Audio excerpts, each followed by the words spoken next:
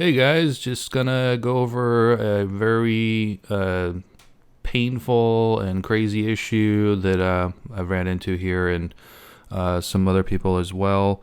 Technically, this is one of the solutions that when you get this error message here, there's really I think a few different reasons why this happens, but I have a solution here, and I think if you want to try this one first and see if this resolves the problem, hopefully it'll help out. Otherwise, I'd love to hear from you in the comments and seeing exactly what happens after you do this, or if this helped out or not.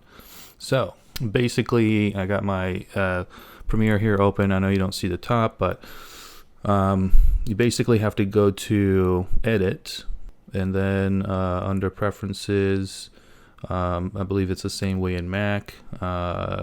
As far as the setup, you go under Edit, you go into Media Cache. So basically what you're looking for is this folder over here, and you want to see where it's stored at. If it's stored at a temporary folder, or the folder is running out of space, you might want to go ahead and change where this folder is saved, preferably somewhere on your desktop, or somewhere in a folder that's on your main drive.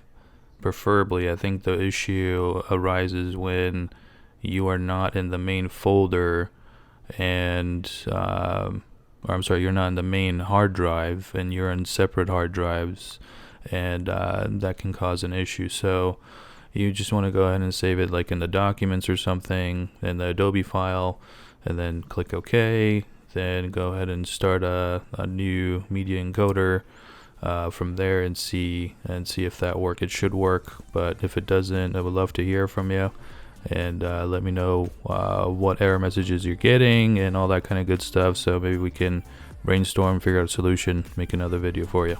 And thank you so much for watching. If you like this video, please subscribe, and catch you guys later.